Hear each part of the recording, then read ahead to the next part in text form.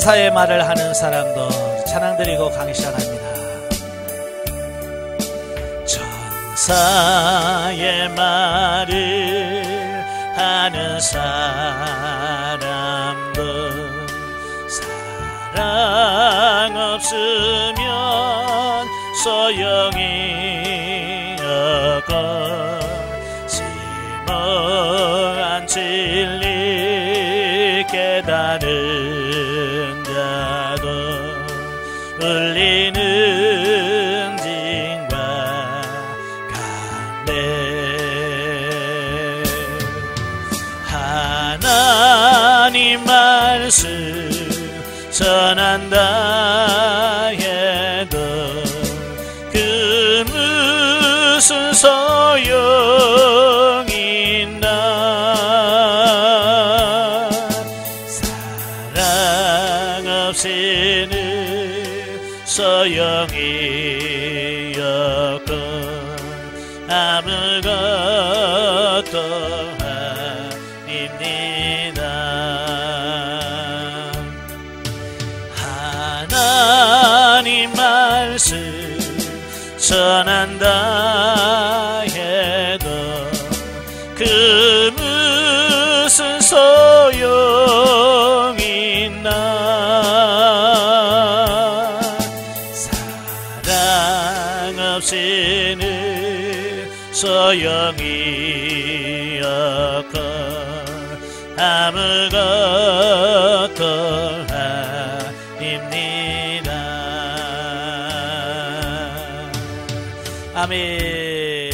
기도하겠습니다. 은혜로우신 아버지, 오늘도 우리를 사랑하셔서 귀한 훈련의 랑손 인도하시고 하나님의 말씀을 상고할 수 있도록 은혜 주셔서 감사합니다. 성령께서 우리의 지각을 열어주셔서 알게 하시고 생각나게 하시고 깨닫게 하는 하나님의 은혜가 있게 하여 주옵소서. 시종을 주님께 맡겨오며 예수님의 이름으로 감사하며 기도합나이다. 아멘. 예, 이 시간 우리 로마서 교재 69페이지입니다. 69페이지 오시면 로마서 이제 13장을 보게 되어지는데요. 13장의 내용이 뭐냐면 그 유정자와 이웃에 대한 성도의 의무에 대한 말씀이에요.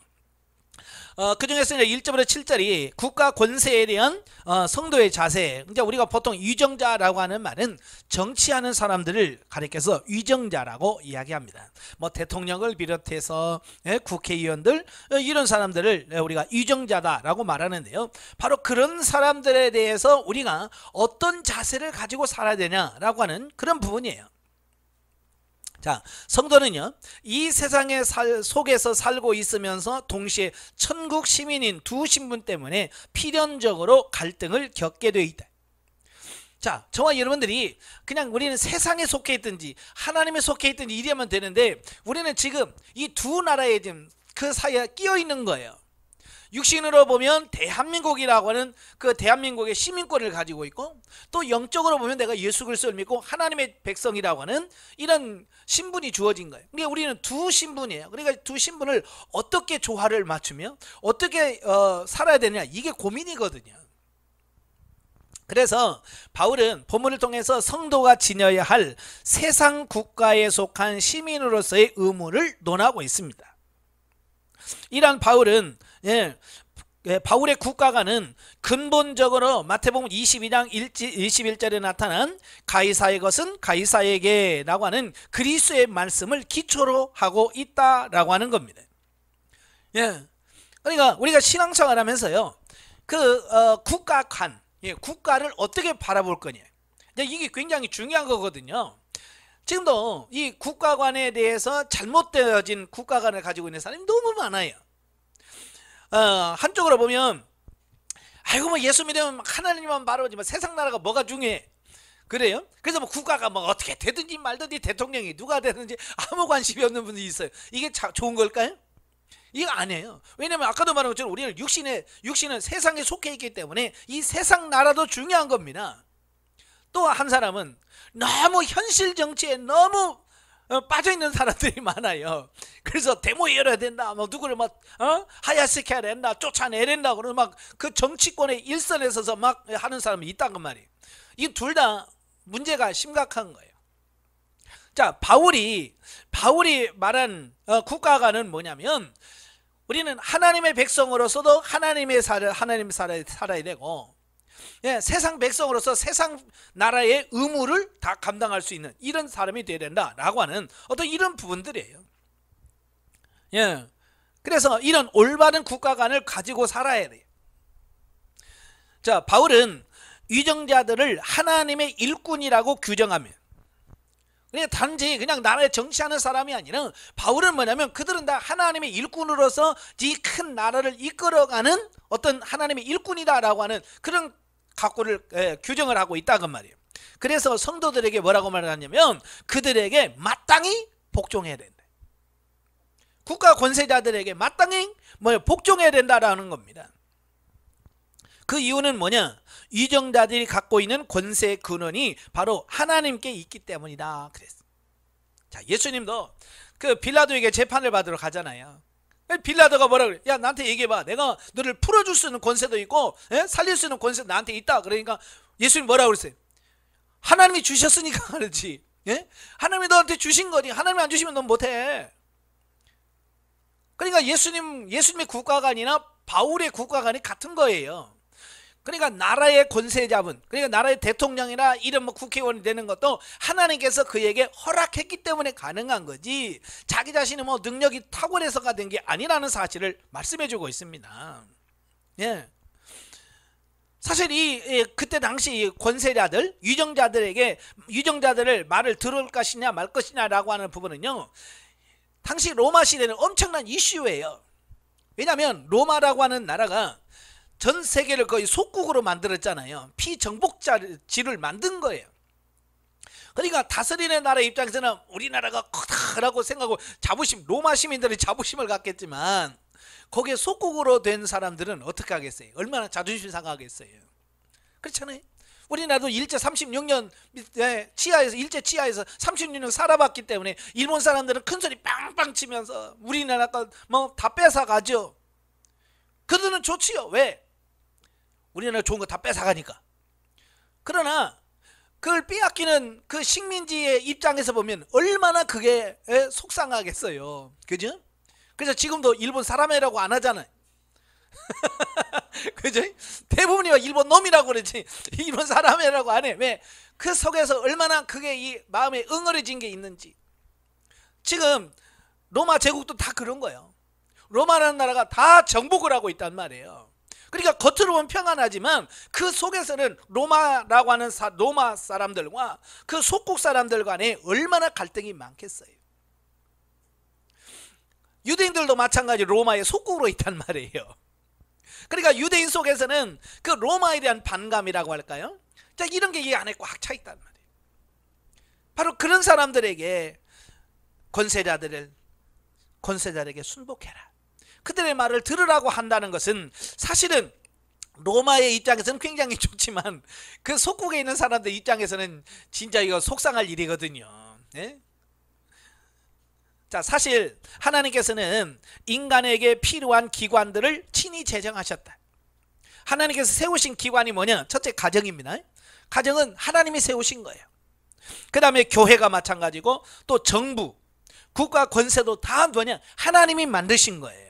우리가 이걸 인정하고 들어가야 돼요. 예? 따라서 성도는 이 세상의 권세의 존재에도 하나님의 뜻이 있음을 알고, 우리가 하나님의 권세에 복종하듯이 세상 권세에도 복종해야 된다라는 것을 말씀해 주고 있습니다. 대부분의 성도 이걸 놓친단 말이에요. 이걸 놓쳐. 하나님이, 그러니까 저 북한도 괜히 있는 게 아니에요. 지금 21세기에 우리 한국과 전 세계를 경각심을 주고 깨달도록 하기 위해서 하나님께서 그 나라를 붙들고 있는 거예요. 어찌 보면 조그마한 나라잖아. 쉽게 망할 수 있잖아요. 그 큰 강대국이 막 해도 어때요? 그 소리 빵빵 치면서 살아요. 참 그거 보면 대단하잖아요. 근데 그것도 하나님이 허락하셔서 존재하는 거예요. 아시겠죠? 그걸 우리가 인정하셔야 돼요. 그러니까 무조건 기도하면서 저 나쁜 놈들 다 죽게 해주세요, 이렇게 기도하면 안 돼요. 하나님의 계획하신 바가 있고 하나님의 뜻한 바가 있는 거예요. 그래서 우리가 기도하면서 하나님, 저 북한을 하나님께서 이 세상에 존재하게 하는 이유가 뭡니까? 그걸 보고 그 존재하는 이유를 감당할 수 있게 해주세요라고 기도해 줄 수 있어야 돼. 사실은 북한이 지금 저렇게 있으니까 그나마 지금 남북이 정신 차리고 있는 거예요. 북한이 지금 그러고 있어도 지금 우리가 정신 못 차리고 있잖아요. 지금 그나마 그 나라가 있기 때문에 이만큼이라도 된 거예요. 어찌 보면 우리 대한민국의 은인인 나라가 미국뿐만 아니라 북한도 굉장한 영향을 끼치고 있다는 거예요. 영적으로 보면. 그러니까 이런 하나님의 시각으로 바라볼 수 있는 삶이 되셔야 돼요. 아시겠죠? 자, 여기서 바울이 이러한 문제를 언급한 이유는 당시 로마 교회 내에 유대인 출신 성도 중 많은 수가 자신의 조국이 로마의 속국이 된 것 때문에 로마에 대해 적개심을 품고 있었다. 예, 로마의 교회가 있어. 로마 시의 교회가 있고 그 안에 유대인들도 있고 이방인도 있어요. 근데 그 유대인들은 비록 돈을 벌기 위해서 로마에 가서 살긴 하지만 어때요? 적개심, 로마에 대한 적개심들 그런 게 있잖아요. 그러니까 외국 사람들이 우리 한국에 돈 벌러 오잖아요. 그죠? 방글라데시아나 뭐 베트남이나 이런 사람들이 많이 와서 지금 우리나라에서 일하고 있단 말이에요. 그 일하는 사람 중에서 우리나라에서 참 대한민국 좋은 나라야 라는 호감을 사는 사람도 있겠죠. 그렇지만 호감 갖는 사람만 있을까요? 월급 떼지, 막 사장한테 욕을 먹지. 그런 사람들은 일을 바글바글 갈 거예요. 그죠? 이 대한민국이라고 막 아이고 그럴 거예요. 왜? 그 상처. 그러니까 똑같아요. 로마에 살고 있는 그 유대인 출신들 중에서 로마인들에게 은혜를 받고 막 이런 사람들은 아이고 로마 좋은 나라야 라고 할 수 있겠지만 거기서 무시받고 멸시받고 그러면요 얼마나 자존심 상해서 그럴까요? 교회 안에 온 사람도 많다는 말이에요. 그래서 로마에 대한 적개심을 갖고 있고 또 가이사에게 세금을 내는 것은 하나님만을 섬기려는 유일한 신앙에 위배된다고 생각하는 자들도 있었다고 말입니다. 예, 이거 하나님께 내야지 왜 이 세상 나라에다 내야 되나? 나는 그런 생각을 갖고 있고요. 또한 점차 가중되는 로마 정부의 정치적 박해 때문에 극단적으로 대항하려는 성도들이 있었기 때문이다. 예, 그러니까 이 정치권 유정자들에게 순복하는 문제는요 복잡한 문제예요. 단순한 문제가 아닌 거예요. 여러 이런 정치 상황들이 매우 있어요. 바로 그런 상황 속에서 사도 바울이 정확하게 우리가 예수 믿는 사람이 가져야 될 국가관, 국가에 대해서 어떤 가치관을 가져야 될 거냐라고 하는 것을 분명히 선을 그어주고 있다고 말입니다. 아시겠죠? 그래서 바울은 하나님이 국가 권세를 세우는 것은 선한 일을 권장하고 악한 일을 처벌하기 위하여 제어하도록 하기 위해서 나라를 세우셨다라는 겁니다. 70페이지입니다. 그러니까 국가라고 하는 이런 기관들이 잘 세워서 경찰청, 검사 이런 게 다 바르게 세워졌어야 어떻게 해요? 나라가 바르게 세워질 수 있다는 얘기예요. 그래서 성도들이 선을 행하기를 힘쓴다면 결코 권세자들을 두려워할 필요가 없다고 말합니다. 그죠? 여러분 경찰서 앞에 지나갈 때 무서워요? 안 무섭죠. 왜요? 어릴 때는 순사라고 그래서 굉장히 경찰서 앞에 무서웠어요. 저도 어릴 때는 파출소 앞을 못 지나갔어요. 괜히 내가 뭐 잘못도 없는데. 근데 지금은 당당하게 지나가요. 왜? 내가 그들에게 뭐 붙잡힐 일이 있어요? 뭐 있어요? 그런데 죄 짓는 사람은 저 멀리서 경찰만 봐도 경찰차 비슷한 것만 봐도 도망가. 왜? 잘못했으니까. 우리가 나라에서 모든 것을 하면 우리가 권세를 두려워할 필요가 없다라는 거예요. 따라서 성도는 악에 대한 처벌을 두려워하여 권세에 복종하는 소극적인 복종을 넘어서 자신의 양심에 준하는 적극적인 복종을 해라 그 말입니다.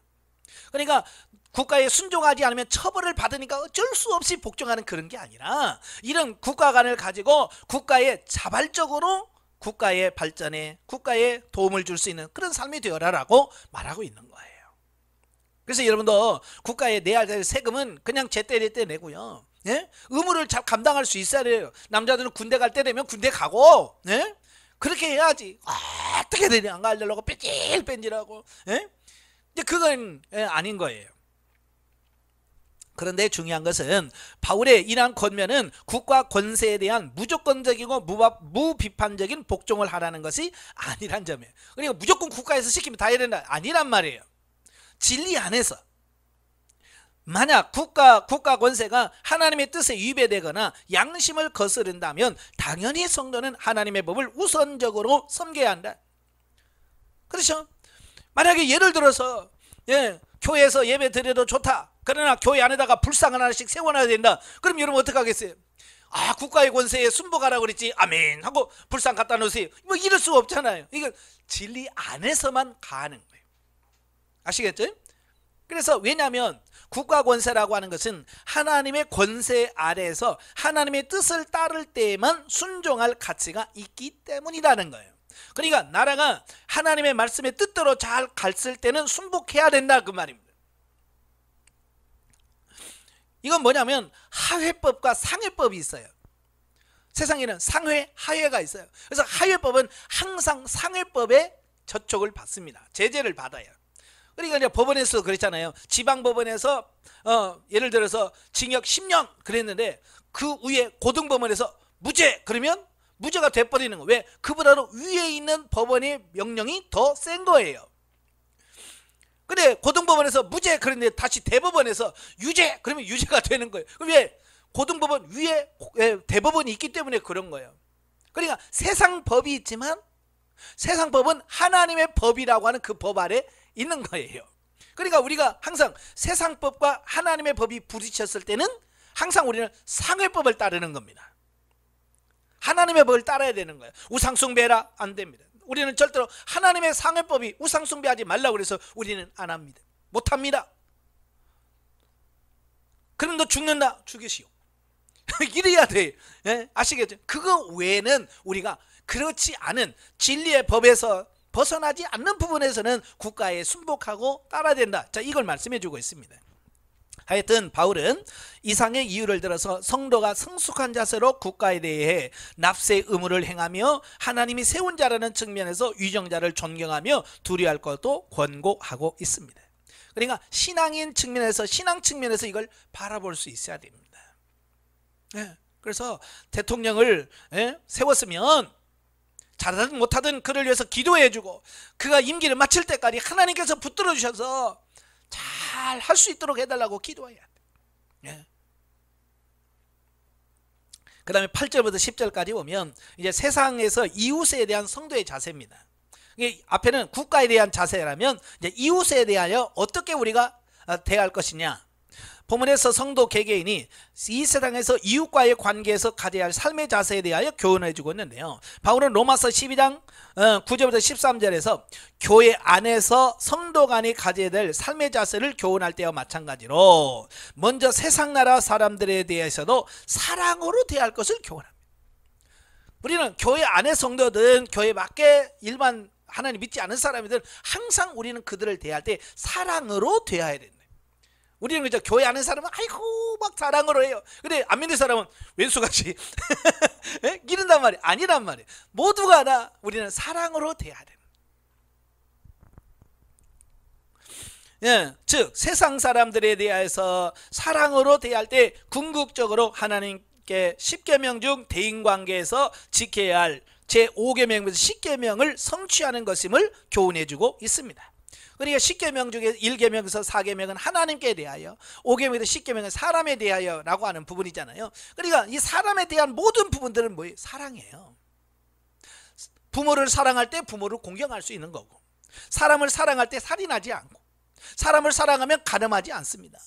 사람을 사랑하면 도둑질하지 않아요. 내가 사랑한다고 하는데 그 물건 훔쳐요? 안 되는 거예요. 이게 사랑을 하면 이게 다 완성이 되어지는 거예요.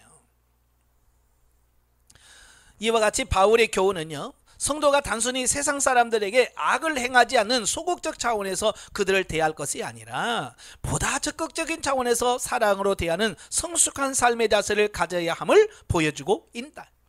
그러니까 나 도둑질 안 해서 나 저 사람 해코질 안 해서 그 수준에 끝나는 것이 아니라 이제 적극적으로 그들에게 사랑을 베풀며 실천하는 사람이 되어야 된다 그 말이에요. 그리고 이는 성도가 천국의 시민이 되었다고 해서 이 세상 사람들과는 무조건적으로 담을 쌓고 사는 배타적인 사람들에 대하여 좋은 교훈이 된다. 그러니까 이런 거예요. 내가 예수 믿었다. 오늘부터는 세상 사람들 끝. 그래야 돼? 아니에요. 우리는 여전히 세상에 살고 있다니까요. 세상 많은 사람들과 대하며 살 수밖에 없습니다. 그래서 그들을 미워하지 말고 그들과 관계 속에서 어떻게 하면 그들에게 복음을 전해서 그들도 역시 우리처럼 구원을 받을 수 있도록 하는, 이게 우리가 사명이거든요. 그러니까 어떤 교회는 그래요. 교회 나오면 안 믿는 친구들 다 전화번호에서 다 빼라, 지워라. 그래서 믿는 사람, 안 믿는 사람 완전히 이렇게 단절시켜버리는 겁니다. 처음에는 그게 좋은 것 같은데 그게 아니에요.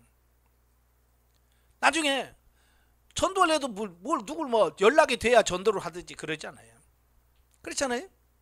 그래서 세상과 우리는 담을 쌓고 사는 게 아니에요. 세상과 단절하고 사는 게 아니에요. 우리는 그들과 끊임없이 관계 속에서 어떻게 해야 돼요? 우리는 그들을 따라가는 삶이 아니라 그들이 빛을 보고 돌아올 수 있게 사는 것이 중요한 겁니다. 그러니까 교회 안 다닌다고 나 명절날 안 가, 제사에 맨날 세배, 그러면 안 돼요. 가야 돼.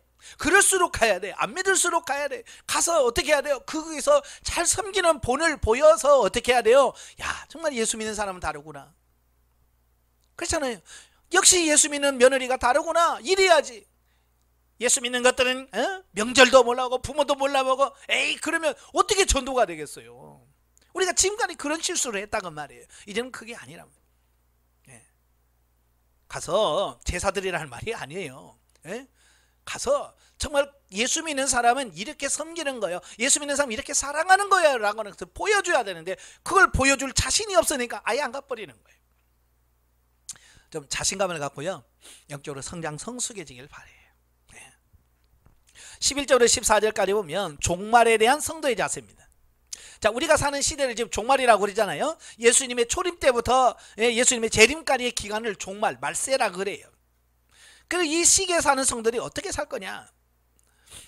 저와 여러분은 궁극적으로는 천국 시민이기 때문에 이 세상 사람들과는 본질적으로 다른 삶, 곧 이 세상에서의 삶이 전부인 줄 알고 허랑방탕하게 사는 세상 사람들과는 달리 그리스도의 재림과 성도의 최종 구원이 임박한 줄을 알고 그것을 예비하며 오직 주 예수 그리스도로 옷 입는 신령한 삶을 살 것을 교훈해 주고 있습니다.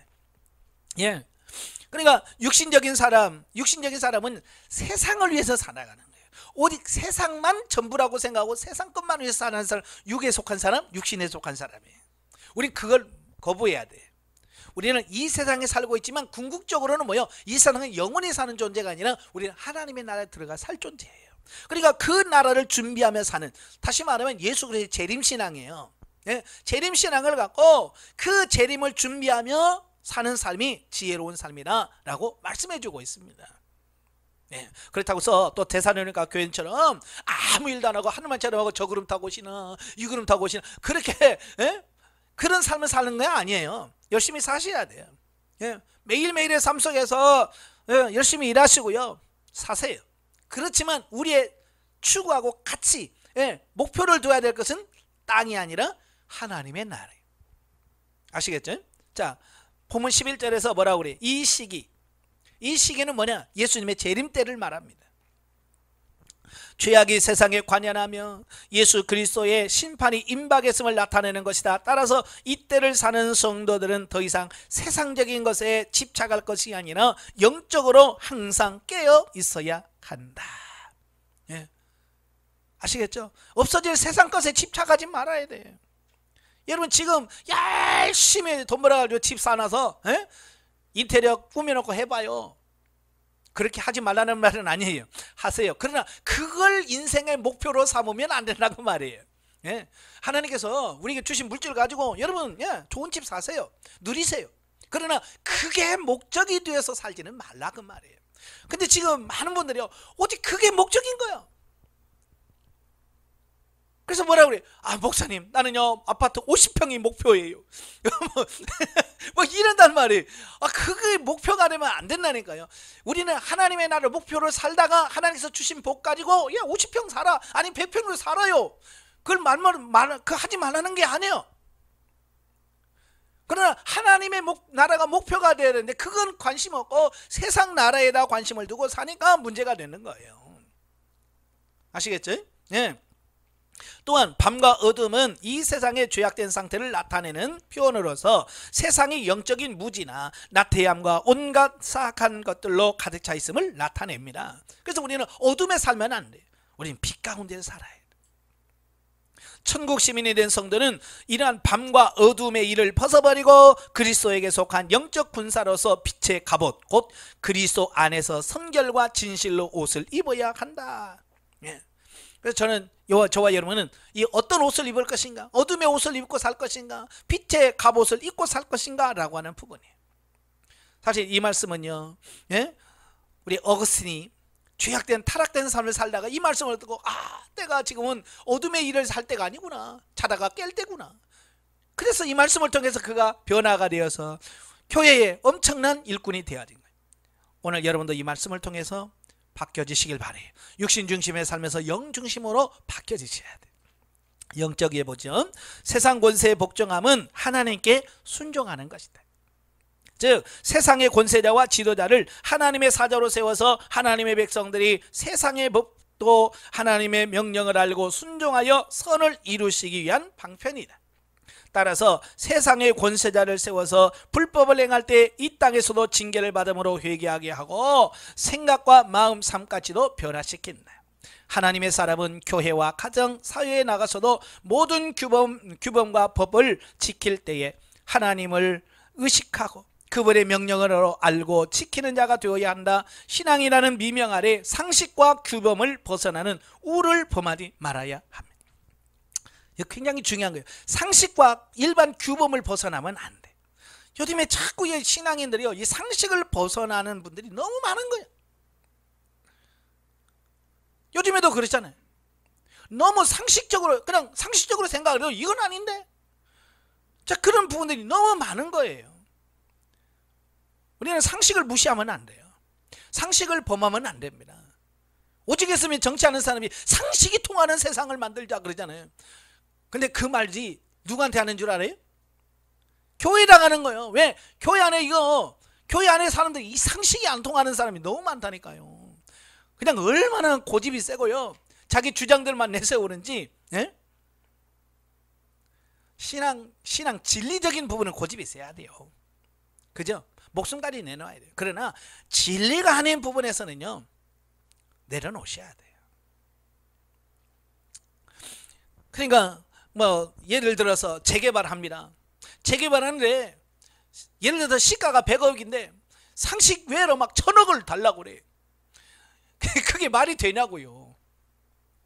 그죠? 그게 말이 안 되는 거예요. 그러니까 세상 사람들이 교회 제가 욕심만 돈만 알고 이렇게 되어지는 거 아니겠어요? 그냥 예를 들어서 그 동네 시가가 그냥 그 정도다 그러면 그 정도 선에서 상식 범위에서 교회라고 해서 피해 볼 필요도 없잖아요. 그죠? 예? 예를 들어서 평당 1000만 원인데 교회니까 900만 원 내가 깎아줄게 이럴 필요 없잖아요. 그죠? 그냥 사람들이 1000만 원이에요 평당. 그러면 1000만 원 주고 팔고 이렇게 사면 되는데 뭐라고 그래? 이건 하나님의 교회라서 함부로 못 판다. 살려면 1000억 줘라. 막 이렇게 되니까, 예? 사람들이 할 때 저 교회 상식이 안 통한다라고 말하는 거잖아요. 여러분 제발 상식이 통하시길 바래요. 아시겠죠? 예, 하나님 사랑과 이웃 사랑은 하나입니다. 이걸 분리시키려고 하지 말아요. 하나님을 사랑하게 되면 이웃을 사랑하게 되고 주님 사랑 안에 거하면 자연히 계명을 지키게 되고 범죄하지 않게 된다라고 말합니다. 자, 14장으로 가지요. 이 14장은 이제 성도 간의 비판 금지와 덕을 세움에 대한 권면을 합니다. 1절부터 12절 판단하지 말 것에 대한 권고입니다. 14, 15장에서 보다 구체적으로 로마 교회 안에서 일어난 유대 출신 성도와 이방인 출신 성도 간의 분쟁의 원인이 된 일련의 문제를 해결하는 방책에 대해서 기록을 해주고 있어요. 그러니까 이런 문제들은요, 행위 자체가 선, 악과 전혀 상관이 없고 또 특별히 성경에서 하라 하지 말라라고 언급도 없는 아디아포라 문제에 대한 부분입니다. 자, 우리가 알레데이아라고 하는 말은 진리는 뭐냐면 하나님께서 이거 해라, 이거 하지 말아라고 분명하게 말씀한 건 진리예요. 이건 알레데이아라고 그래요. 그렇죠? 십계명 우상 숭배하지 마라, 예? 안식일을 지켜라, 부모를 공경하라. 이건 뭐예요? 많은 분들이 요즘 시대가 어떤 시대인데요, 부모를 공경합니까? 내가 나 살기도 어려운. 이건 아닌 거예요. 이건 알레데야, 진리를 거부하는 거예요. 아시겠죠? 근데 성경에서 지금 사도 바울이 말하는 것은 아디아포라란 말이에요. 이건 진리는 아니지만 진리가 아닌 우리 도덕적인 어떤 삶의 문제예요. 그러니까 예를 들어서 이런 거예요. 성경에서 분명히 하라 하지 말라라고 말하지 않는 부분들, 이걸 어떻게 살 거냐라고 하는 부분입니다. 어느 분이 저한테 와서 그래요. 목사님, 제가 사랑하는 사람이 있는데요, 예수를 안 믿어요. 저한테 그래. 제가 뭐라고 할게요? 사랑하면 다 돼요. 그랬어요? 성경에서 이미 뭐라고 말했냐? 믿지 않는 자와 멍에를 같이 하지 마라. 그 뭐요? 이미 성경에서 진리로 말씀한 거예요. 근데 우리는 그걸 진리를 거부하면서 사랑하는데요 라고 자꾸 그걸 말한다고 말이에요. 이미 성경에서 믿지 않는 자와 멍에를 같이 하지 마라 라고 했잖아. 그러니까 그걸 어기면 벌써 진리에서 벗어난 거예요. 근데 이런 거예요. 똑같이 이 남자도 예수 믿고 이 남자도 예수 믿어요. 근데 성경에서 이 사람하고 결혼하라는 말이 있어요, 없어요? 없잖아요. 그건 내가 고를 수 있는 아디아포라라는 문제란 말이에요. 믿지 않는 사람이 아니라 같은 믿는 사람들 중에 하나님 기를 때, 하나님 내가 어떤 사람과 결혼해야 정말 하나님의 뜻을 더 잘 이룰 수 있을까요? 라고 하는 거. 근데 그거 가지고 싸운다고 말입니다. 예. 진리가 아닌 문제 갖고 싸우는 거예요. 근데 그게 문제가 되는 거예요. 진리 갖고 싸우면 문제가 쉬워요. 왜? 성경에서 이랬다 그러면 그래? 그러면 끝나버리는 거예요. 근데 진리가 아닌 문제는 이거 복잡합니다. 이 씨한테 시집 가라, 김 씨한테 시집 가라. 이거 진리가 아니니까, 이건 선택해야 될 문제니까. 그렇잖아요. 예? 사실 김 씨하고 김 씨하고 결혼하든 이 씨하고 결혼하든 그게 뭔 상관이에요. 자, 그 가운데 본장에서 이런 문제를 해결하는 두 가지 방법을 말씀해 주고 있는데요. 첫째로 믿음 연약한 자의 의심하는 바를 비판하지 말라. 교회 안에 보면 성도들의 믿음이 똑같지 않잖아요. 그죠? 어떤 사람은 모태신앙부터 시작해서 수십 년 동안 교회 신앙생활하는 사람이 있는가 하면 그저께 교회 와서 이제 뭐 찬송가가 뭔지 성경이 뭔지도 모르는 사람도 있단 말이에요, 교회 안에. 자, 그러다 보니까 믿음 있는 사람들이 믿음이 없는 사람을 판단하지 말라는 거야. 비판하지 말라는 거야. 왜냐하면 그때 당시 로마 교인 중에는 시장에서 매매되는 대부분의 짐승의 고기가 이교신들에게 바쳐졌던 우상 제물이었기에 이를 꺼림칙하게 생각하여 아예 채식만 하는 사람들이 있었습니다. 예. 그때 당시 정육점에 나오는 이 고기들은 대부분이 한번 우상에게 제사를 드리고 나서 물려 나온 거예요. 그러니까 우상 제물 먹지 마라. 그러니까 아예 나는 그런 제물 안 먹어. 그래서 나는 오늘부터 고기 안 먹어. 그래서 아예 고기를 입을 안 대는 사람이 있어요. 그 사람 비판할 수 있어요? 예, 그 사람은 그렇게 하겠다는데 그러냐? 그럼 좋다. 또 그런 반면에 있는가 하면 또 유대교에 속해 있을 때처럼 안식이나 절기 등을 지키는 것을 중요시하는 사람도 있었습니다. 예, 교회는 별별 사람이 다 있으니까. 예? 또 한편으로 이러한 문제들에서 전혀 구애감 없이 자유롭게 신앙생활을 하는 사람도 있다는 겁니다. 그런데 문제는 이들이 서로의 행동을 이해하지 못함으로 인해서 분쟁한 데 있다는 겁니다. 그러니까 예를 들어서 이런 거예요. 아까 말한 것처럼 나는 우상제물 안 먹으려서 난 채소만 먹어. 한쪽에서는 그게 무슨 문제가 돼. 하나님 주신 건데 믿음으로 먹으면 되지. 이런 사람이 있단 말이에요. 그죠? 누가 옳은 거예요? 둘 다 올라요. 자기 믿음 따라 하는 거지. 그걸 가지고 너는 믿음이 없어서 그렇고 너는 세속적이고 이렇게 서로 비판하지 말라는 거예요. 아시겠죠? 즉 보다 금욕적이고 철저한 신앙의 소유자들은 그렇지 못한 자를 비판하였고, 또한 보다 자유로운 신앙생활을 가진 사람은 그 반대 사람들을 서로 업신여겼다라는 사실입니다. 그러니까 우리가 다른 거하고 틀린 것은 구분할 수 있어야 돼요. 아시겠죠? 틀린 것과 다른 것은 구분할 수 있어야 돼요. 근데 다른 사람들이 다른 거하고 틀린 거하고 같이 봐. 그래서 나오고 다르면 다 뭐냐? 넌 틀렸어 라고 얘기하는 거예요. 꼭 정치하는 사람은 똑같아. 내 편 아니면 적, 여당 아니면 야당, 뭐 이렇게 하고 편을 갈라버려. 싹 갈라버려. 아니 여당일 수도 있고 야당일 수도 있고 중간일 수도 있잖아요. 그냥 다양한 사람들이 아 당신은 여당 성향이구나. 좋아. 당신은 야당 편이네. 그래. 이렇게 인정을 해줘야 되는데 왜 야당 편 드냐? 왜 야당 편? 교회 안에서도 그래요 서로. 예. 그러니까 이 다른 거하고 틀린 것을 우리가 갖고 이 틀린 것은 뭐냐면 진리에서 벗어난 거 틀린 거예요.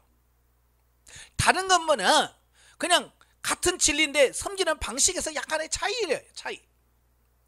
자 예를 들어서 여러분 왼손으로 밥 먹는 게 정의예요? 왼손으로 밥 먹는 게 정의예요?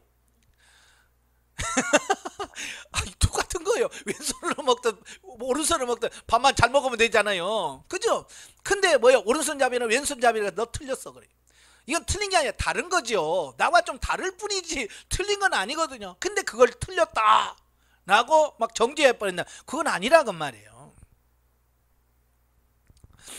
그래서 바울은 하나의 예를 들어서 하인을 판단하는 권이 제 주인에게 있음을 예로 듭니다. 예? 그러니까 이런 거요. 어떤 사람이 하인을 그때는 노예 시장이 있으니까 노예 시장에 가서 나 저 노예 내가 살게. 그건 주인이 마음에 들면 사는 거예요. 그죠? 근데 왜 저 사람을 사냐고. 옆에서 괜히 시비 걸 필요가 없어요. 왜? 주인 마음에 들어서 사면 그냥 되는 거지. 옆에서 자기 종도 아닌데 왜 판단하냐 이거예요. 예. 그 두 부류의 사람들 모두 하나님께서 세우셨기 때문에 하나님께서 그들을 판단하실 것을 강조하면서 서로 업신여기나 판단하는 일을 그칠 것을 말씀해 주고 있습니다. 예? 그리고 보다 중요한 것은 어떤 것이 옳고 그르냐의 문제가 아니라 이를 모두가 그 일을 주를 위하여 혹은 주께 감사하여 하는 것임을 언급하고 있습니다. 그러니까 나 고기 안 먹고 나 채소 안 먹을래. 그런 사람도 뭐예요? 나 주를 위해서 하는 거예요. 그죠? 주를 위해서. 그럼 나는 먹고 힘낼래. 난 그리고 주일 할래. 틀렸어요? 맞습니다. 그러니까 그걸 가지고 서로 주를 위해서 하는 건데 그걸 가지고 서로 판단하고 네가 나니 내가 나니 할 것이 없다. 하나님 지금 뭘 보신다고 그랬어요? 외모 보시는 거예요? 채소 뭐 고기 먹냐 안 먹냐 하나님 안 따져요. 뭘 봐요? 중심을 보신다고 그랬잖아요. 중심. 내가 하나님을 중심으로 사느냐 육신을 중심으로 사느냐 이걸 보시는 거죠. 그러므로 계속해서 서로 분쟁한다면 그것을 부활하셔서 만물을 통치하시는 하나님의 주권에 대한 월권행이다. 하나님만 하실 건데 왜 너희들이 하냐 이거예요. 그로 인해서 그들은 하나님의 심판대 앞에 설 것이라고 경고하고 있습니다. 그래서 여러분도 교회 안에서요 너무 함부로 판단하지 마세요. 그냥 너무 쉽게 판단해요. 그래서 아우 저 사람 육신적이야, 아 저 사람 율법적이야, 너무 쉽게 판단하고 예? 믿음이 있니 없니라고 이걸 쉽게 판단하지 마라 그 말이에요. 그 판단은 누구만 한다고요? 하나님만 하신다. 따라서 바울은 이러한 문제는요 하나님 앞에서 개인의 신앙 양심에 맡기고 믿음이 강한 자는 믿음이 약한 자 같은 정도로 받아들여 저들의 연약한 부분을 충분히 이해하며 그리스도 안에서 한 지체된 자로서의 사랑을 교제하여야 함을 권고하고 있다 그 말이에요. 여러분 성장하지 않은 사람은요 성장한 사람을 이해를 못해요. 그러나 성장한 사람은요 성장하지 않은 사람을 이해할 수 있어요. 그래서 어른들이 그러잖아요. 형하고 동생하고 싸우면 누구 혼내요? 보통 형이 혼내잖아요. 너 형이잖아. 형이 돼가지고 동생 너 못 봐주고 그러잖아요. 대부분의 큰 사람이 혼을 나. 네. 여러분도 영적인 성장한 사람이 품을 수 있어야지. 그렇잖아요. 좀 성장한 사람이 좀 넓혀서 품어야지. 영적으로도 마찬가지잖아요. 성장하지 않은 사람한테 야 네가 품어. 아니 지도 못 사는 건 어떻게 품어. 성장해야죠. 그래서 영적으로 성장해야만 품을 수 있다는 것 꼭 기억하시면 좋겠습니다. 자 13절 23절이면 덕을 세움에 대한 권고. 바울은 본문에서 성도 간에 서로 덕을 세우는 차원에서 아디아포라 문제를 해결할 것을 권면하고 있습니다. 예? 뭐든지 이게 정말 덕이 되냐. 그래서 덕이 안 되면 포기하라. 그래서 고린도전서 5장에 보면 서로 법원에 가서 예수 믿는 사람끼리 법원에 가서 네가 나니 오가 나니 뭐 이러면서 싸운다고 하면 얼마 전 몇 년 전에 그랬잖아요. 뭐 온 노비 사건 때 전부 다 법정에 가서 권사님 그러면서 서로 법정에서 그게 무슨 말이에요? 그래서 사도 바울이 뭐래요? 차라리 네가 손해보는 게 낫지 않냐? 왜? 덕이라고 하는 부분에서 내가 차라리 손해를 보고 하나님의 영광 가리우지 않는 게 좋지. 네가 오르냐 내가 끝까지 가보자. 막 그래서 막 교회에서 막 피 터지게 싸울 필요 없다고. 근데 요즘에 그렇단 말이에요. 교회 안에서. 교회 안에서 서로 분쟁하면서 막 교회 문에만 납땜을 용접을 해버리고 1층 2층 나눠서 예배드리고 뭐 교육관 이렇게 이게 진짜 뭔 상황인지 모르겠어요. 그러니까 세상 사람들이 교회를 뭐로 보겠어요? 믿음이 강한 자는 약한 자 앞에 부딪힐 것이나 거칠 것을 두지 말아야 된다. 왜냐하면 비록 그것이 믿음이 강한 자에게 있어서는 문제가 되지 않는다 할지라도 그것이 속되다고 생각하는 자들에게는 속되다는 그 생각 때문에 근심에 빠질 수밖에 없습니다. 그러니까 자기 입장에서만 생각하지 마라 그 말입니다. 예를 들어서요, 우상집을 그거 아무것도 아니야 가져와 먹게 이런 사람이 있어요. 근데 우상집을 먹으면 막 양심에 갈려서 막 이런 사람이 있거든요. 근데 그 사람 앞에서 막 먹으면서 믿음이 없어가지고 막 그래가지고 실족시키면 안 된다는 그 말이에요. 그러므로 신앙생활에 있어서 본질적이지 않는 문제 때문에 서로 분쟁하여 교회 화평을 깨는 일이 있어서는 안 된다. 그래서 서로 덕을 세우고 화평과 희락을 가져오는 것이 참 교회의 모습이며 그것이 곧 교회의 하나님의 나라라고 바울은 말씀해주고 있습니다. 근데 오늘날 교회 보면 전부 다 뭐야? 본질이 아닌 비본질. 그거 가지고 싸우고 피 터지게 싸우고 갈라서고 서로 대립하고 그렇다 그 말이에요. 그래서 목사님이 나 연세가 들어서 은퇴를 하면 교회가 시끄러워. 원로 목사님 파, 뭐 새로 오신 목사님 파, 또 무슨 파 나눠가지고 서로 제가 아는 교회는 뭐 담임 목사님 왔는데 3개월 만에 쫓겨났대 또. 이런 일이 아니 그게 참 그게 무슨 정말 세상에 창피할 일 아니에요. 그래야 세상에 덕이 되겠어요. 사랑하셔야 돼요. 교회는 사랑하셔야 돼요. 나아가 그리스도인은 그리스도의 구속의 은혜를 힘입어 율법의 정죄에서 벗어났으므로 모든 영역에 있어서 자유할 수 있으나 그 자유는 하나님 앞에서 스스로 가질 것이며 교회 안에서는 건덕을 위하여 형제를 위하여 사랑과 섬김의 정신으로 배려함으로써 자신의 자유를 스스로 제한해야 합니다. 그러니까 내 입장에서 생각하지 말고 상대방의 입장에서 생각할 수 있어야 됩니다. 내가 이렇게 함을 통해서 상대방이 시험 든다 그러면 절제하셔야 돼요.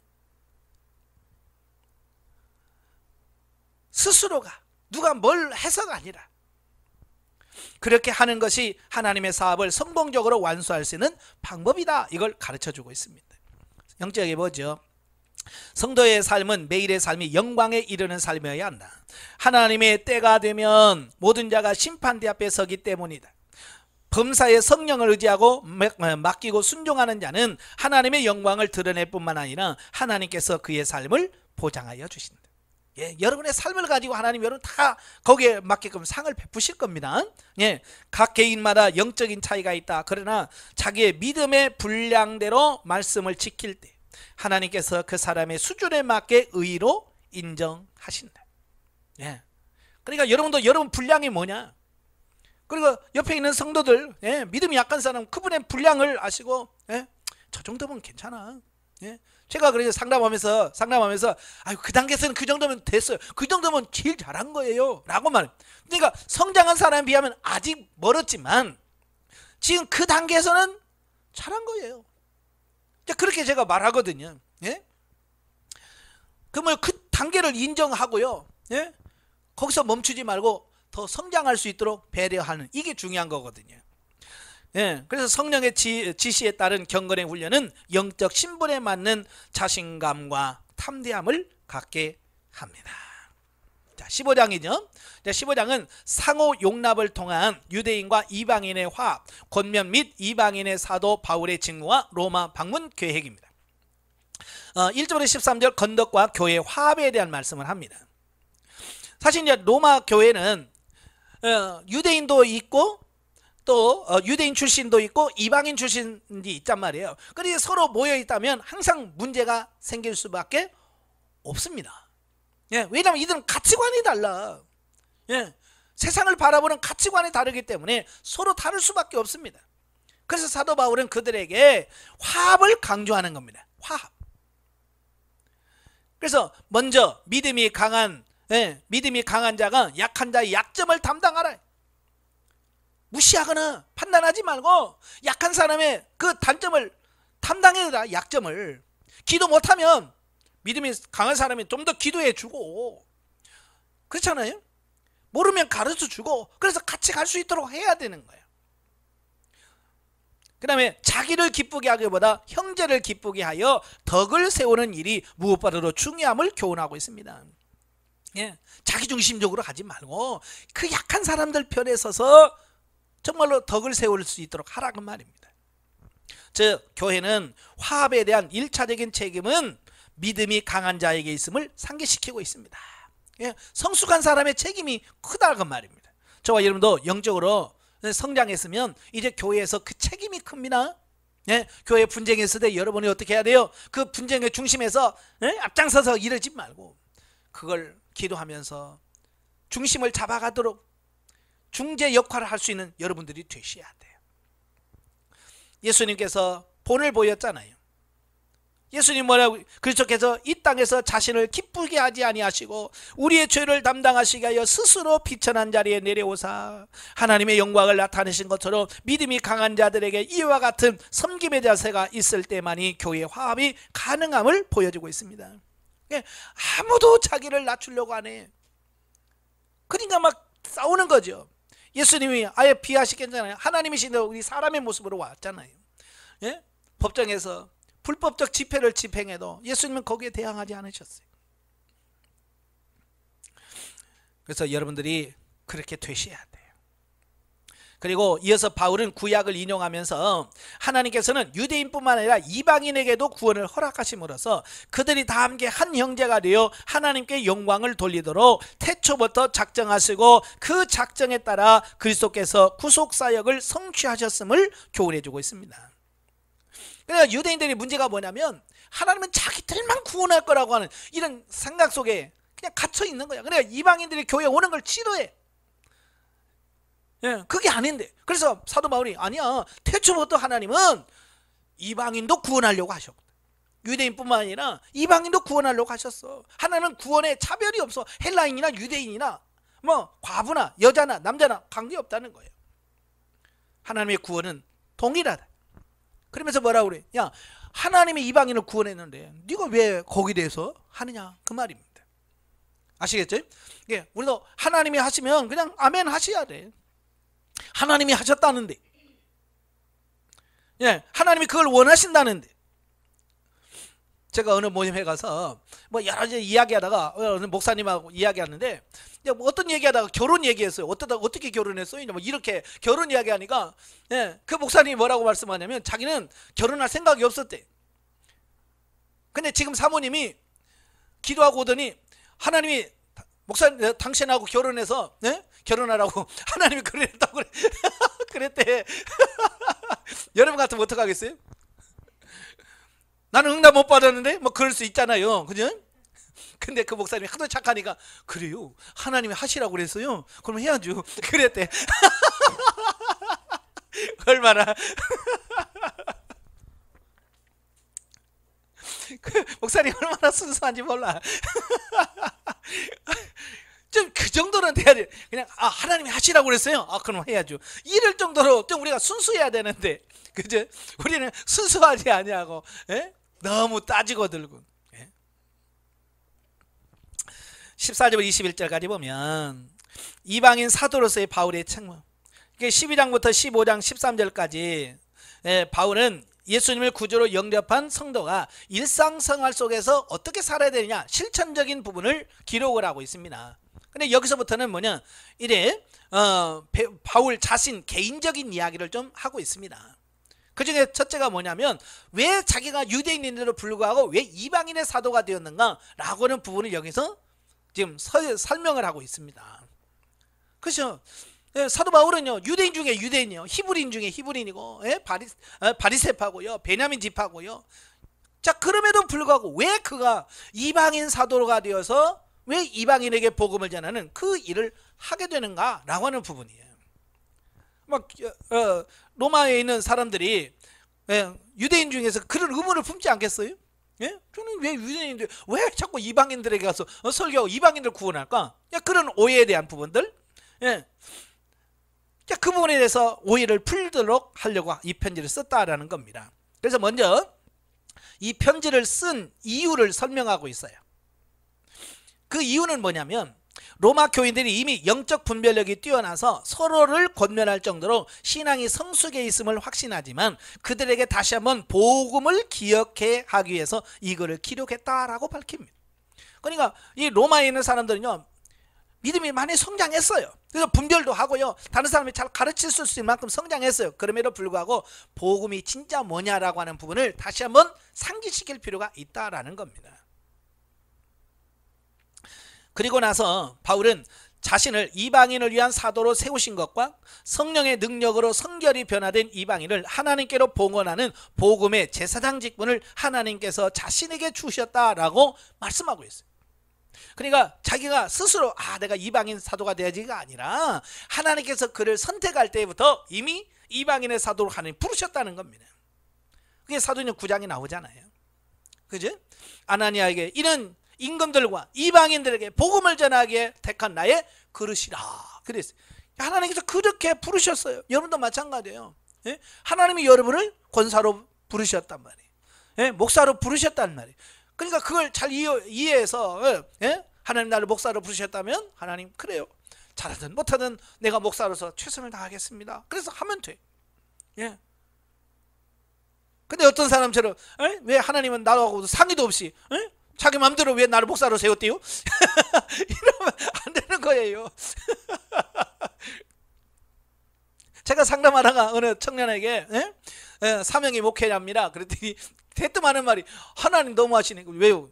왜 자기하고 상의도 없이 왜 자기를 목사로 세웠냐고, 목사로 정했냐는 거야. 그건 하나님의 주권이지. 하나님 우리하고 상의하면서 뭐 하실 분이 아니잖아요. 그래서 자기가 사명을 제대로 아는 게 중요한 거예요. 그리고 나서 바울은 이방인의 사도로서 지금까지 행한 이방인 전도 사역에 대한 사역을 간략하게 여기서 언급을 합니다.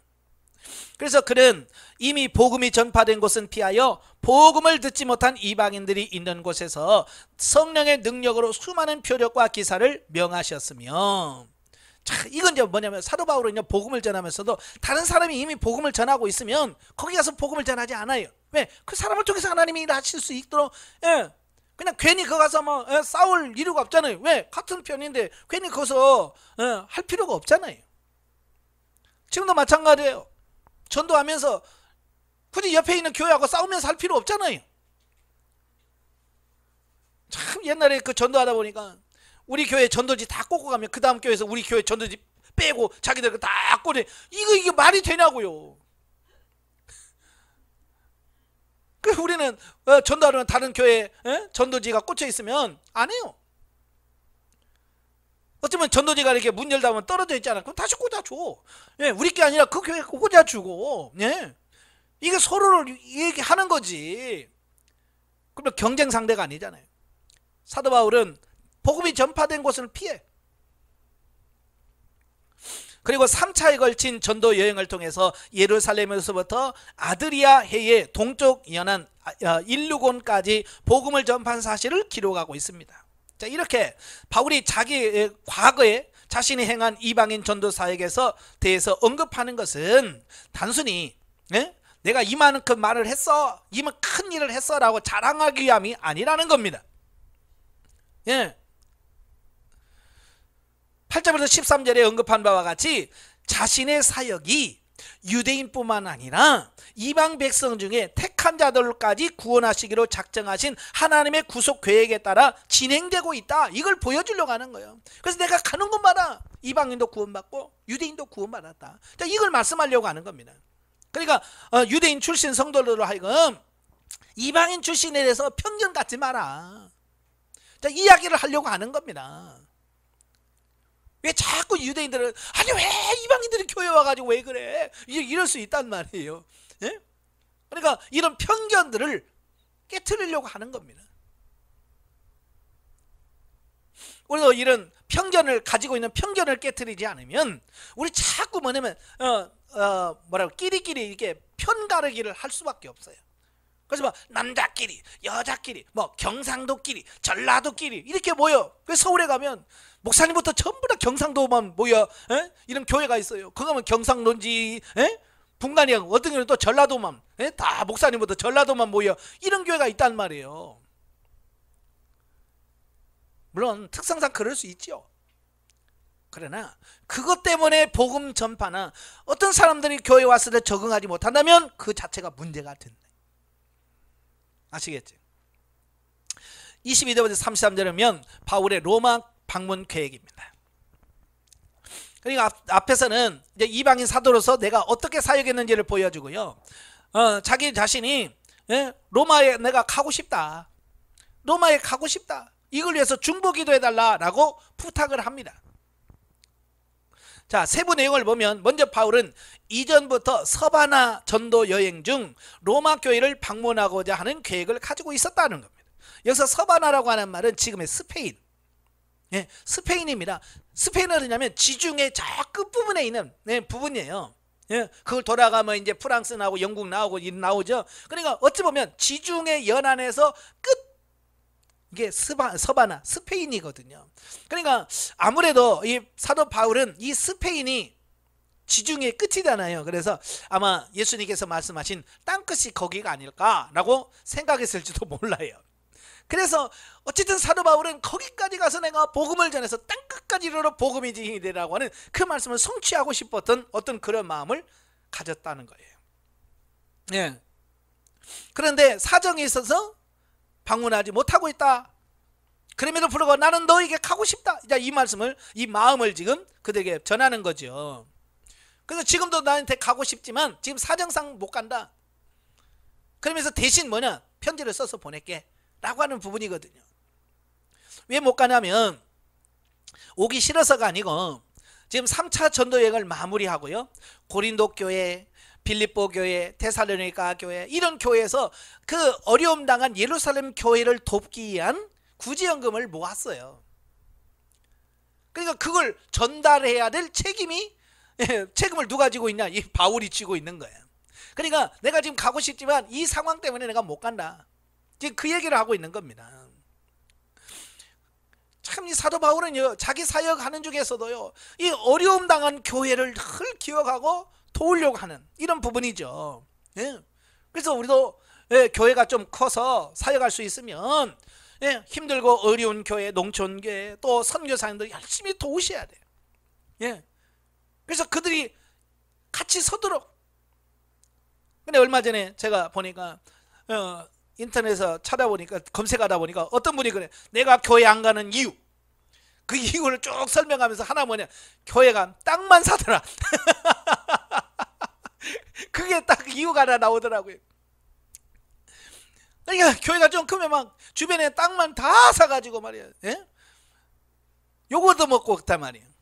그게 아니라 이래 자기 교회가 어느 정도 성장이 돼서 안정이 되면 이래 옆에 있는 교회에 세우고 힘든 교회에 세우고 선교사님 돕고 그래서 같이 성장하도록 이렇게 하는 이 부분이 필요하다는 거예요. 이게 사도 바울이 그걸 아는 거예요. 그러니까 예루살렘 교회는요, 기근으로 인해서 엄청나게 어려움을 겪고 있었습니다. 로마 정부 유대인의 그 핍박으로 해서 엄청나게 어려움을 겪고 있습니다. 그러니까 바울은 늘 그 예루살렘 교회라는 안타까움을 가지고 그를 돕고 계속해서 돕는 겁니다. 그래서 이러한 이방인 헌금에 대해서 바울은 이방인에게 이것이 마땅히 해야 할 이름을 언급하고 있습니다. 예, 좀 여유 있는 교회가 힘든 교회 돕는 것은 이건 당연한 거다. 그러면서 이방인 교회가 예루살렘 교회를 돕는 것은 당연한 거다. 왜냐하면 유대인에게서 나온 복음으로 인하여 이방인이 영적 풍요를 누렸기 때문이다. 따라서 이 구제연금은 유대인에게 영적으로 빚진 이방인들이 기쁘게 감당한 것이다, 그 말이에요. 그러니까 사실 이방인들은 구원이 없었잖아요. 그죠? 근데 어때요? 이래 유대인을 통해서 예수님이 오셨고, 예? 우리를 구원하는 구세주가 되셨단 말이에요. 그리고 유대인을 통해서 뭐요? 복음을 받아들였어요. 그러니까 어쩌면 이방인들 입장에서는 복음의 빚진 자가 된 거예요. 그래서 그 영적으로 빚진 것을 뭘로 갚아요? 예, 물질로 갚는 거예요. 바로 이제 사도 바울이 그 얘기를 하고 있는 겁니다. 우리가 성도들이 교회 가서 왜 헌금을 합니까? 예, 말씀으로 영적으로 은혜를 받고 영적으로 도움을 받는 것이 뭐예요? 우리가 물질로 하나님께 감사 예물을 드림으로써 이게 갚아가는 겁니다. 바로 이런 차원을 말씀해 주고 있습니다. 그래서 바울은 이 일을 마친 후에 그리스도의 축복을 가지고 로마를 방문할 것이라고 약속을 합니다. 근데 약속대로 됩니까? 안 되죠. 가서 감옥에 갇혀서, 예? 물론 이제 로마에 가긴 가요. 죄수의 몸으로. 여기서 우리는 주님의 말씀에 따라 땅끝까지 가서 복음을 전하려는 바울의 선교에 대한 큰 꿈과 더불어 마음에 간절한 바람이 있으나 일의 선후에 따져 시급한 일을 먼저 처리하는 지혜로움을 발견할 수 있다. 예. 그래 항상 우리는 뭐 이것도 있고 저것도 많잖아. 일이 많잖아. 지혜로운 사람은요, 이 선후를 잘 이걸 먼저 해야 될 것과 나중에 할 것을 이걸 구분을 잘해요. 근데 좀 머리가 안 좋으신 분들은요, 이걸 구분 못해요. 예. 여러분 지혜가 있어야 돼요. 예. 그래서 살림하는 사람도 그래요. 반찬할 때도 항상 먼저 할 것과 나중 할 것이 있잖아요. 그죠? 그래서 시간이 오래 걸리는 건 미리미리 해서 먼저 해놓고, 예? 가잖아요. 예를 들어서 이런 거요. 김치찌개를 끓이거나 계란 후라이를 뭐부터 해야 됩니까? 당연히 김치찌개 해놓고 올려놓고 그 다음에 시간 남을 때 잠깐 계란 후라이하고 계란말이 하고 이렇게 해서 이 시간을 맞추면 되네. 미련한 사람은 계란 후라이부터 해요. 쉬운 거부터 하자. 그래서 계란 후라이 다 식어. 그리고 김치찌개는 나 시간이 있어 안 익어. 이렇게 된다 그 말이에요. 그러니까 그 선호를 아는 이 지혜. 그래서 항상 여러분 지혜를 구하셔야 돼요. 어떤 일이 있어요? 하나님 어떻게 하길, 먼저 뭐 하기를 원하세요? 네. 자, 그런 부분. 한편 바울은 로마 교인들에게 중보 기도를 요청하고 있습니다. 그것은 뭐냐? 과격한 유대인들로 인한 박해 위협으로부터 보호받을 수 있기를 위해서 기도해달라. 그렇게 기도했지만 어때요? 중보 기도했지만 어때요? 가자마자 유대인들에게 붙잡혀서 감옥에 가게 되죠. 기도했으니까 그 정도 한 거예요. 예. 또 예루살렘 교회 성도들이 기쁜 마음으로 구제연금을 받아들이도록 기도할 것. 사실 그래요. 도와주기도 하겠지만 받는 사람의 입장에서 그걸 기쁨으로 받아야지. 그렇잖아요. 이것도 굉장히 중요한 겁니다. 열받게 해서 받으면 그 주는 사람도 상하고 마음 상하고 자 그렇게 되거든요. 그러니까 기쁜 마음으로 그걸 받을 수 있도록 해달라고. 그 다음에 세 번째, 로마 교회 방문이 이어지도록 기도를 하고 있습니다. 자, 이런 로마 교회인들의 기도를 요청하는 바울의 자세에서 우리들 바울에게 비록 아직 그들을 한 번도 만난 적이 없음에도 불구하고 그들을 그리스도 안에서 한 지체로 생각하며 하나님의 일을 함께하는 동역자로 여기는 협조 정신이 있음을 알 수 있습니다. 그렇죠? 바울은 아직 한 번 로마에 가본 적도 없고 가서 전도한 적도 없는데도 불구하고 다 같은 형제로 인식을 하고 받아들인다고 말이에요. 이게 중요한 겁니다. 오늘 우리도 마찬가지입니다. 네. 모든 성도들 옆에 있는 교회, 네 교회, 내 교회 따질 거 없어요. 크게 보면 다 하나님의 자녀예요. 나도 하나님의 자녀고 그분도 하나님의 자녀예요. 그러니까 그런 넓은 측면에서 이걸 폭을 넓혀야 돼요. 그래서 교회 그런 것이 아니라 우리라고 하는 어떤 이런 부분들을 기억하셔야 돼요. 그래서 보통 막 우리 교회, 우리 목사님 좋아요. 잘하세요. 그러나 내 교회만 생각하지 말고 넓게. 그래서 교회를 위해서 기도할 때 우리 교회만, 자기 교회만 위해서 기도하지 말고 옆에 있는 교회에 위해서 기도해주고 어려움 당하는 교회를 위해서 기도해주고. 네? 자, 그래서 이렇게 넓게 기도할 수 있어야 돼. 그래서 저도 매 주일 예배 드릴 때마다 전국 각서 예배 드리는 모든 교회에 하나님이 은혜 베풀어 주었어. 강단에 서서 말씀을 전하는 주의 종들에게 하나님 말씀의 권세를 주어 영혼을 살릴 수 있게 해달라고 기도해요. 여러분 어때요? 여러분 교회에서 예배 드릴 때 말씀이 은혜가 돼야 안 돼요? 안 돼요? 제가 기도했는데 왜 안 돼요? 저는 그렇게 폭을 크게 갖고 합니다. 예? 또 선교사님이 기도해요. 전 세계 복음을 들어가는 선교사님 기억해달라고. 지금 선교가 잘 되는 이유가 제가 기도해서 그래. 아무도 인정 안 할지라도 나는 그렇게 생각을 하고 그렇게 하는 거예요. 이게 믿음인 거예요. 그런 좀 폭을 넓게 가져. 제가 일부러 왜 그렇게 하느냐, 너무 개교주의에 빠져있는 현대의 우리 성도들에게 뭐라도 조금 그걸 이거 이렇게 기도해야 되는구나, 기도는 넓혀야 되는, 이걸 조금 깨닫도록 하려고 일부러 그렇게 하는 거예요. 대표 기도할 때. 예? 여러분도 구역 예배 기도할 때 그냥 우리 교회 우리 구역 식구만 생각하지 마시고요, 좀 이렇게 폭을 넓혀서, 예? 우리 구역만이 아니라 지금 각자 흩어져서 예배드리는 구역권도 하나님께서 복을 주세요, 이렇게 해서 그 흩어지는 여러 구역을 위해서도 기도해주고, 예? 옆에 있는 교회도 기도해주고 이래봐요. 그 옆에서는 이제 시비 걸 거예요. 아니 왜 지금 우리 교회 남의 교회를 기도하냐고 그럴 거예요. 그럴 때 다 우리는 같은 교회잖아요. 이렇게 해서 그들에게 좀 폭을 넓힐 수 있는 이런 부분이 돼야 되지 않겠어요? 예. 마지막 16장입니다. 16장은 바울의 개인적 인사말과 분파주의자들에 대한 경계 및 송영입니다. 1절에서 16절 문안 인사입니다. 바울은 본서를 마감하면서 함께 동거동락했던 사역자들을 소개를 하고 있습니다. 예, 그러면서 로마 성도들에게 개인적으로 문안 인사를 하는 장면이 나옵니다. 예, 그러면서 뭐라고 그래요? 나는 거기에 가고 싶지만 지금 상황상 내가 못 간다. 그래서 이 서신을 기록해서 베베 집사를 통해서 너에게 보낸다 라고 말합니다. 그래서 베베라고 하는 분은 겐그리아 출신의 여집사입니다. 예, 여집사인데도 사업하시는 분이었나 봐요. 그래서 여기저기 사업차 이렇게 다니시는 분이니까 그 베베 집사에게 로마서를 기록해서 로마 교회에다 좀 전해달라 라고 부탁을 합니다. 예, 그래서 여성이지만 그래서 이게 성경을 전하는 이 사명을 받아서 큰 일을 하게 돼요. 여러분도 좀 뭐 여자 남자 따지지 마시고요, 하나님 앞에 이렇게 큰 일하는 일꾼이 되시길 바래요. 또한 바울의 인사 중에서 브리스길라와 아굴라가 언급되죠. 이 사람은 부부로서 바울과 친근함이 특별하여 있는데요, 이들 부부는 바울을 위해서 생명까지도 포기할 정도로 진실하게 바울의 사역을 도와주었다라는 겁니다. 예. 사실 이 브리스길라와 아굴라 부부는 원래 로마에서 살았어요. 그러니까 로마 교인들도 알아. 그런데 글라우디오 황제가 하나의 칙령을 내는 게 뭐냐면 유대인들의 화가 나갖고 이 유대인들 다 나가. 그래서 유대인 추방령을 내렸어요.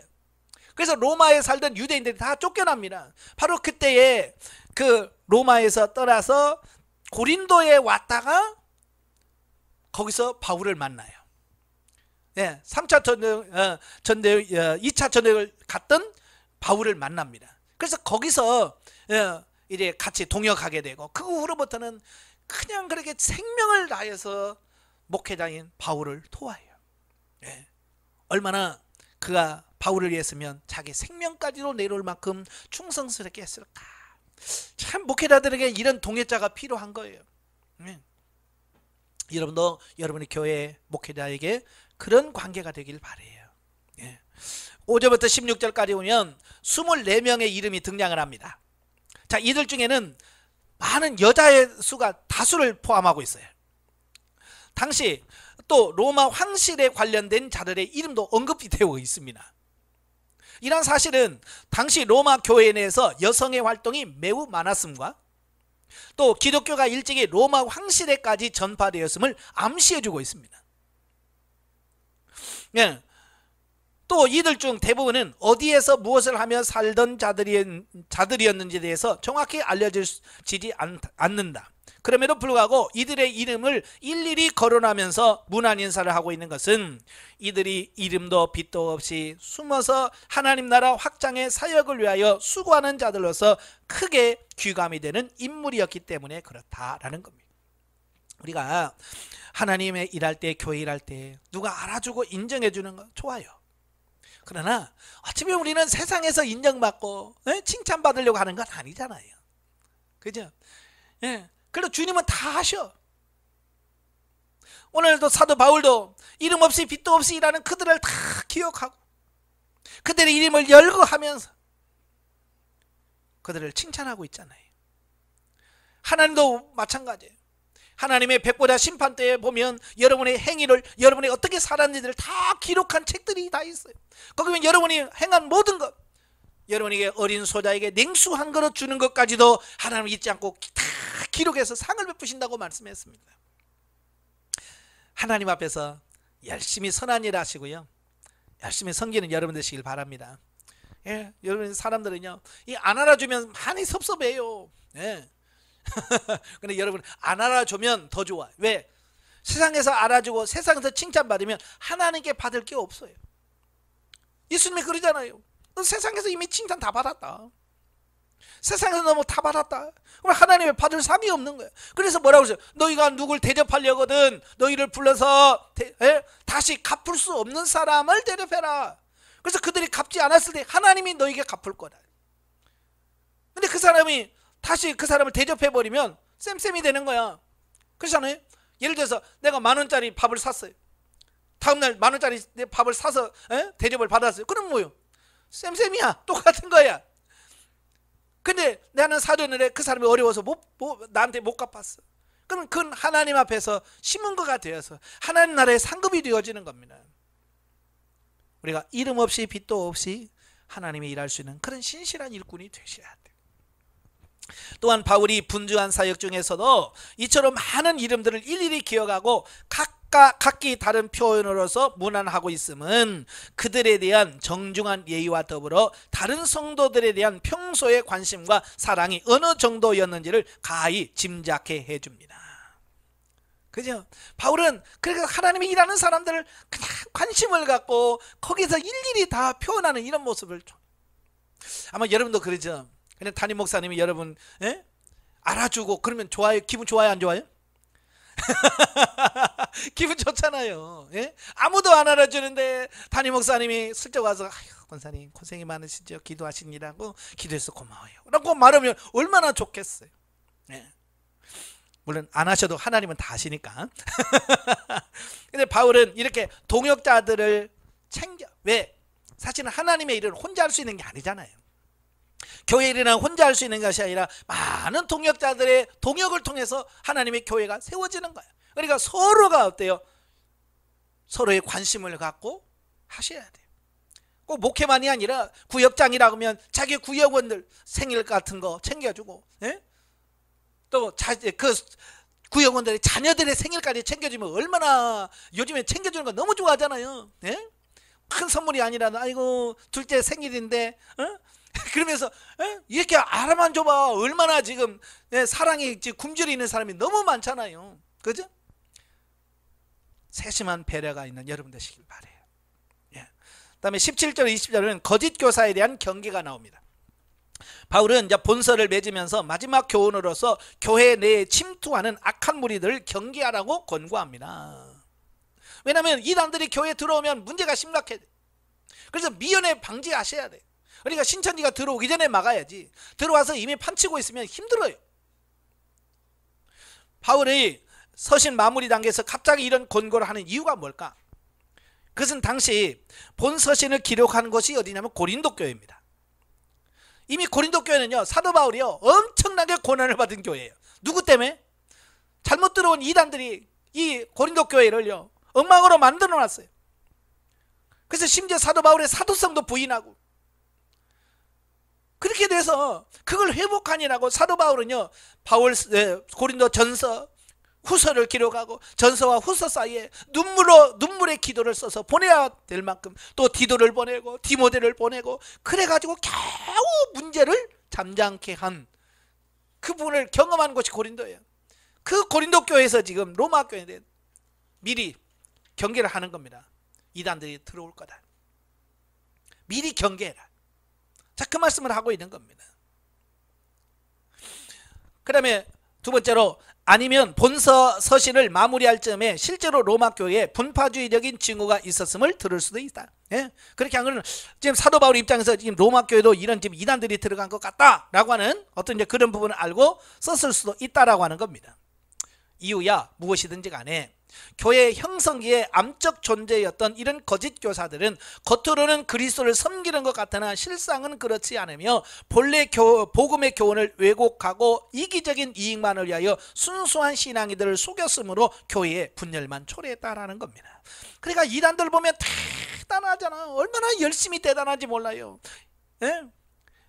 일반적 교회는 여름에 덥다고 7월 8월 달에 전도 안 해요. 예? 12월 1월 달 춥다고 전도 안 해요. 근데 이들은요 그런 것도 없어요. 보통 교회는 해 넘어가면 전도 안 해요. 근데 이들은요 밤 11시 12시고 전도합니다. 얼마나 대단해요. 못 따라갑니다.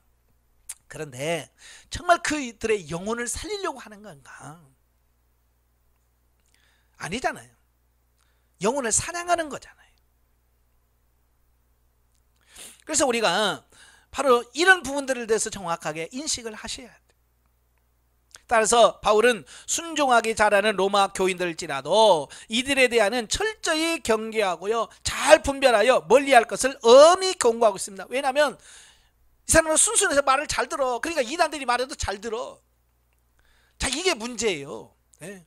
하나님 말씀만 잘 들어야 되는데 이 착한 사람은요 이 사람 말도 잘 듣고 저 사람 말도 잘 들어. 이단이 와서 말해도 아이고 싫어요 못해요 그 말을 못해. 그냥 다 듣고 있어요. 그래서 악을 대하여 순결을 유지함을 언급하고 있습니다. 또 이러한 본문은 이단이 난무하는 오늘에 사는 우리들에게 좋은 교훈을 주고 있습니다. 그래서 예수님 뭐라고 하잖아요. 비둘기처럼 순결하고 뱀처럼 지혜로워라. 네. 마지막 21절부터 27절까지 보면 마지막 인사와 송영입니다. 본문은 바울이 개인적인 당부와 문안 인사를 모두 마친 후에 송영으로 하나님을 찬양하고 있습니다. 즉 바울은 복음 안에서 그리스도로 말미암아 자신과 더불어 복음 전파 사역을 수행하고 있는 자들과 비록 거리상으로는 멀리 떨어져 있으나 주 안에서 한 형제이며 다 같이 하나님 나라의 확장을 위한 사역의 동역자인 로마 교회 성도들과의 깊은 유대감을 나타내면서 동시에 하나님께 영광이 세세 무궁토록 돌려지기를 기원하면서 본서를 맺고 있습니다. 영적 예보죠. 예수님께서는 자신의 영광을 버리고 하나님을 기쁘시게 하기 위하여 죽기까지 순종하셨다. 우리는 자신의 마음을 기쁘게 하기 위한 신앙이 아니라 주님이 기뻐하시는 삶, 나아가서는 주님이 원하시는 분량까지 성장할 수 있어야 합니다. 자, 이게 중요한 겁니다. 많은 분들이 오늘도요 이 신앙생활하는 목적이 뭐냐면 자기 만족을 위해서 하는 사람들이 많아요. 왜 교회 나가요? 교회 가면 기뻐요. 교회 가면 기분이 좋아요. 교회 가면 마음이 편안해요. 그게 뭐냐면 자기를 위해서 지금 종교생활하는 겁니다. 물론 하나님을 잘 섬기면서 얻어지는 그건 뭐라고 그래요? 덤이죠. 덤으로 얻는 거예요. 그게 목적이 돼서는 안 돼요. 교회 가는 이유가 뭐예요? 하나님께 영광. 예, 하나님을 기쁘시게 하고 하나님께 영광을 돌리기 위해서 기도하는 겁니다. 그러다 보면 덤으로 하나님께서 내게 안식을 주시고 평강을 주시고 세상에서 잘 사는 복을 주시는 겁니다. 근데 많은 사람들이 이게 거꾸로 갔어요. 영광이고 뭐가 없어. 복 받으려고 만나면 이건 잘못된 거예요. 예수님이 우리의 연약함을 포용하신 사랑으로 이제 우리를 퇴적하신 자들을 포용하고 믿음의 사람으로 세워줄 수 있는 자로 성숙해야 합니다. 예, 원수까지도 사랑할 수 있는 여러분이 되셔야 돼. 우리에게는 자신이 가난할 때에는 애절한 기도를 하면서 타인이 괴로울 때에는 훈련이라고 가볍게 여기는 모습이 있습니다. 예, 참 이런 거 맞아요. 예? 누가 그럽디다. 예? 남의 연병보다 자신의 감기가 더 크대. 연병은 진짜 사느냐 죽느냐는 문제잖아요. 감기는 며칠 앓고 끝나는 거잖아요. 그런데도 뭐야? 감기 앓는 사람은 내가 더 힘들어 그런다는 거예요. 왜? 너무 자기중심적이고 이기적이다 그 말이에요. 그래서 자기 문제가 아니면 막 철야기도 하면서 그래 옆에 있는 성도가 어려움다. 시험이야, 훈련이야, 훈련. 이렇게 너무 쉽게 한단 말이에요. 나도 힘들면 그 사람도 힘든 거예요. 그래서 같이 기도해 줄 수 있는 사람이 뛰어야 된다 그 말이죠. 자, 교회 안에서 한 사람이 연약하여 저지른 범죄를 자신의 죄로 볼 수 있는 영적 압록이 필요하다. 타인의 약점을 보완할 수 있는 자로서 한 마음만 뜻이 되어 하나님의 영광에 이를 수 있어야 하며 주 안에서 서로 연약성을 덮어줄 수 있는 사랑으로 나누는 아름다운 교회가 되어야 됩니다. 여러분의 교회가 이런 교회가 되시기를 축원합니다. 기도하겠습니다. 은혜로우신 아버지, 우리 로마서의 마지막, 정말로 이 땅에는 교회가 서로 사랑하며 서로 용서하며 서로를 격려하면서 하나님의 교회를 세워가는 아름다운 교회가 되기를 원합니다. 이 땅에는 교회, 아직도 어려움 당하는 교회들이 많습니다. 분쟁이 있는 교회가 많습니다. 하나님, 그들의 문제를 풀어 주옵소서. 서로 사랑하면서 정말 오늘 로마서에서 말씀하는 이 아름다운 교회가 되어질 수 있도록 도와주시옵소서. 예수님의 이름으로 감사하며 기도합나이다. 아멘. 하나님께 온돌입니다.